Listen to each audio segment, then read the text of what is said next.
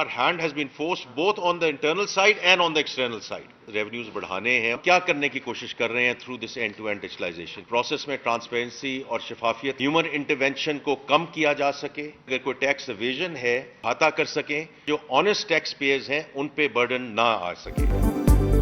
معاشی استحکام کے لیے ٹیکس اہداف حاصل کرنا ناگزیر، اسٹرکچرل اصلاحات کا آغاز کر دیا۔ Tax to G D P آئندہ 3 سال میں 13% تک لے جائیں گے۔ وزیر خزانہ محمد اورنگزیب کی پریس کانفرنس، بولے بطور ملک ہمارے ہاتھ بندھے ہوئے ہیں، سسٹم میں بہتری کے لیے ٹیکس آمدن میں اضافہ ضروری، اب بھی 7100 ارب کا ٹیکس گیپ ہے، ٹیکس نظام میں اصلاحات کے لیے قانون سازی کریں گے، چینی، سیمنٹ اور ٹیکسٹائل سمیت دیگر سیکٹرز میں لیکیجز پر قابو پانا ہے، کسی کو ہراساں نہیں کیا جائے گا، مہنگائی کی وجہ مڈل مین قرار، ای سی سی اجلاس میں معاملہ مستقل بنیادوں پر شامل رکھنے کا اعلان، آئی ایم ایف پروگرام پر مکمل عمل درآمد کا عزم۔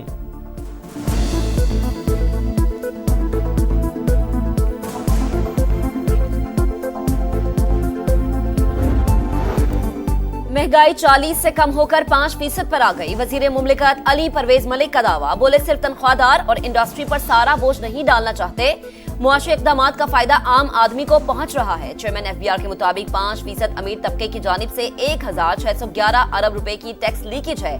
3 گاڑیاں، گھر اور پراپرٹی رکھنے والے انکم ٹیکس ریٹرن فائل نہیں کر رہے۔ 1,69,000 لوگوں کو نوٹسز جاری کر دیے۔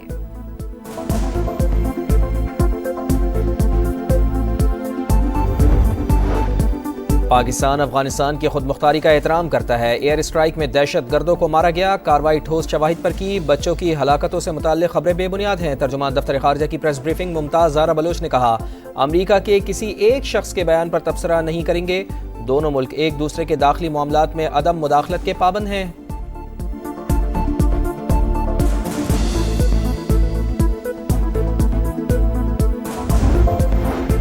پی ٹی آئی کی مذاکراتی کمیٹی کے اراکین کی بانی سے اڈیالہ جیل میں ملاقات، علیمہ خان، علی امین گنڈاپور، عمر ایوب، صاحبزادہ حامد رضا اور علامہ ناصر عباس شامل۔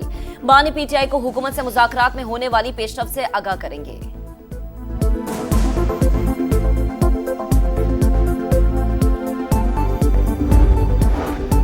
وزیر اطلاعات عطا اللہ تارڑ کا فوجی عدالتوں میں سویلینز کے ٹرائل کا دفاع، بولے کوئی چیز ماورائے آئین اور ماورائے عدالت نہیں، کسی عالمی قانون کی خلاف ورزی نہیں ہوئی، ملزمان کو وکیل، ریکارڈ تک رسائی اور اپیل کا حق دیا گیا، رائٹس ٹو فیئر ٹرائل کے تمام تقاضے پورے کیے گئے، فوجی عدالتوں کا نظام پوری دنیا میں موجود ہے۔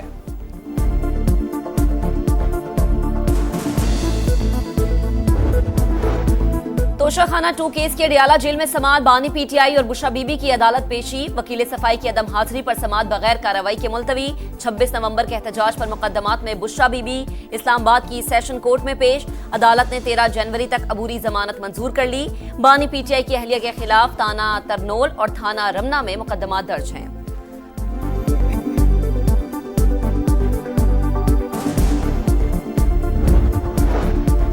پی ٹی آئی کا 26 نومبر کو اسلام آباد میں پرتشدد احتجاج، وزیر اعلیٰ خیبر پختونخوا کو اشتہاری قرار دینے کی کارروائی شروع، انسداد دہشت گردی عدالت نے علی امین گنڈاپور کا اشتہار جاری کر دیا، 21 جنوری کو رپورٹ طلب۔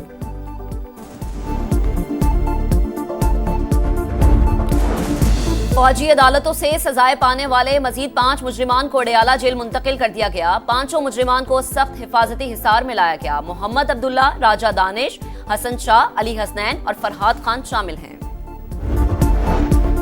ایک طرف مذاکرات کا ڈرامہ، دوسری جانب سول نافرمانی کا ڈھنڈورا، اڈیالہ جیل کے قیدی امریکی لابی کو مداخلت کی درخواستیں کر رہے ہیں، عظمہ بخاری کی تنقید، کہا وزیر اعظم نے امریکہ کو ایبسولوٹلی ناٹ کہہ دیا، پاکستان اندرونی معاملات میں کسی کو مداخلت کی اجازت نہیں دے گا۔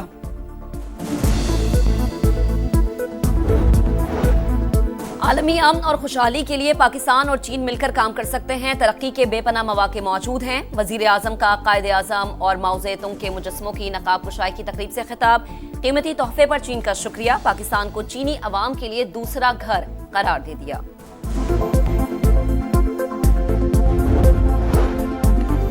کرم میں راستوں کی بندش کے خلاف 7 روز سے احتجاجی دھرنا جاری، علاقے میں اشیاء خورنوش کی قلت، ادویات، گیس اور ایندھن بھی ختم، آج دوبارہ جرگہ ہوگا۔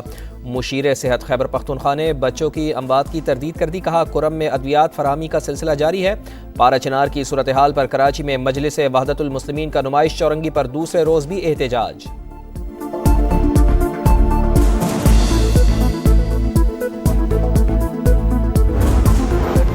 اسرائیل کی بدترین دہشت گردی، العدوان اسپتال کے باہر گاڑی پر میزائل حملہ، 5 فلسطینی صحافی شہید، ایمن الجدی اپنے ہونے والے بچے کو گود میں اٹھانے کی حسرت لیے دنیا سے چلے گئے۔ صہیونی فوج کی غزہ سٹی میں اسکول پر بمباری میں 5 افراد جان سے گئے۔ رفح، نصیرات اور البریج کیمپ پر بھی حملے، 24 گھنٹوں میں 30 شہادتیں۔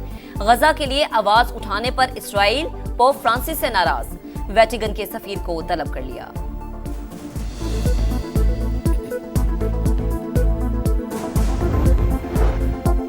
اسٹاک مارکیٹ میں مندی کا رجحان، دوران کاروبار 100 انڈیکس میں 2400 سے زائد پوائنٹس کی کمی، مارکیٹ 1,09,000 سے نیچے آ گئی۔ ابھی آپ کو اہم خبر دیتے ہیں، سانحہ 9 مئی میں ملوث مزید 60 مجرمان کو سزا سنا دی گئی ہے۔ اہم خبر جس سے متعلق آپ کو اپڈیٹ کریں، سپریم کورٹ کے فیصلے کی روشنی میں سانحہ 9 مئی میں ملوث مزید 60 مجرمان کو فیلڈ جنرل کورٹ مارشل نے سزا سنا دی۔ آپ کو اپڈیٹ کریں کہ سانحہ 9 مئی میں ملوث مزید 60 مجرمان کو سزائیں سنا دی گئی ہیں۔ اہم خبر، بڑی خبر، سپریم کورٹ کے فیصلے کی روشنی میں فیلڈ جنرل کورٹ مارشل نے سزائیں سنائی ہیں۔ سانحہ 9 مئی میں ملوث مزید 60 مجرمان کو سزائیں سنا دی گئی۔ اس سے پہلے 25 مجرمان کو سزائیں سنائی گئی تھیں۔ سانحہ 9 مئی میں ملوث اب مزید 60 مجرمان کو سزائیں سنا دی گئی ہیں۔ سپریم کورٹ کے فیصلے کی روشنی میں فیلڈ جنرل کورٹ مارشل نے سزائیں سنائی ہیں۔ تو یہ اہم ترین خبر آ رہی ہے سانحہ 9 مئی کے حوالے سے۔ یہاں پر سانحہ 9 مئی میں ملوث مزید 60 مجرمان کو سزائیں سنا دی گئی ہیں۔ سپریم کورٹ کے فیصلے کی روشنی میں فیلڈ جنرل کورٹ مارشل نے سزائیں سنائی ہیں اور اس سے پہلے 25 مجرمان کو سزائیں سنائی جا چکی ہیں۔ اور اسی پر بات کرتے ہیں، ماہر قانون حافظ احسان صاحب ہمارے ساتھ موجود ہیں۔ حافظ صاحب بہت شکریہ وقت کے لیے۔ فرمائیے گا کہ پہلے 25 کو سزائیں سنائی گئیں اور اب 60 مزید مجرمان کو سزائیں سنا دی گئی ہیں۔ بسم اللہ الرحمن الرحیم۔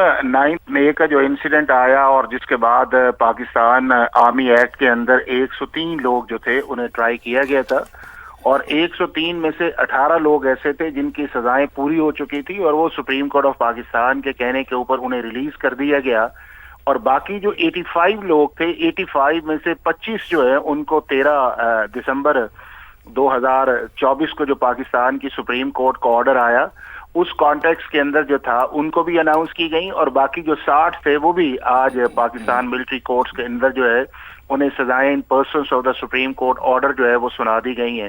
تو اب 103 لوگ ایسے تھے جن کو پاکستان آرمی ایکٹ کے اندر جو ہے ملٹری کورٹس نے ٹرائی کیا تھا، وہ ایک پروسیس جو ہے وہ مکمل ہو چکا ہے اور اس کے اندر جو سزائیں ہیں وہ ویری کرتی ہیں کہ 2 سال سے لے کے 10 سال تک جو سزائیں ہیں وہ دی گئی ہیں۔ حالانکہ سیکشن 24 سے لے کے جو سیکشن 59 ہے اس کے اندر جو ہے وہ آپ مائنر سینٹینس سے لے کے ڈیتھ سینٹینس جو ہے وہ پاکستان آرمی ایکٹ کے اندر as per violation of the commission of offence دی جا سکتی ہیں۔ اب اس وقت جو پاکستان کے اندر معاملہ ملٹری کورٹس کا اور سیولین کا چل رہا ہے، اگر ان سارے کانٹیکس کے اندر دیکھا جائے تو 1972 کے اندر پہلی امینڈمنٹ جو تھی وہ 1967 کے اندر آئی تھی، جس کے اندر آرمی ایکٹ کے اندر مختلف امینڈمنٹس آئیں اور ان میں کہا گیا کہ سویلینز کو جو ہے وہ آپ ملٹری کورٹس کے اندر ٹرائی کر سکتے ہیں، اور 1972 سے لے کے 2023 تک جو ہے پاکستان کے اندر 1875 ایسے لوگ ہیں کہ جن کو سویلینز ایسے ہیں جن کو پاکستان آرمی ایکٹ کے نیچے اور پاکستان ملٹری کورٹس جو ہے انہوں نے ٹرائی کیا ہے، اور اس میں جو پی ٹی آئی کا دور ہے 2018 سے لے کے 2022 تک اس کے اندر 180 ایسے لوگ ہیں کہ جن کو ملٹری کورٹس کے اندر ٹرائی کیا گیا ہے، اور یہ ویری کرتا ہے۔ 2018 میں 25 لوگ تھے، 2019 میں 61 لوگ تھے، 2020 میں 46 لوگ تھے، 2021 میں 36 تھے اور 2022 میں 12 تھے۔ تو سویلینز کو ٹرائی کرنا پاکستان کے اندر کوئی نئی چیز نہیں ہے، یہ ایز پر لا یا کانسٹیٹیوشن جو ہے یہ چیزیں چل رہی ہیں، اور 1975 سے لے کے پاکستان کی سپریم کورٹ نے جو ہے ان ملٹری ٹرائلز کو جو ہے سویلینز کو ویلیڈیٹ کیا ہے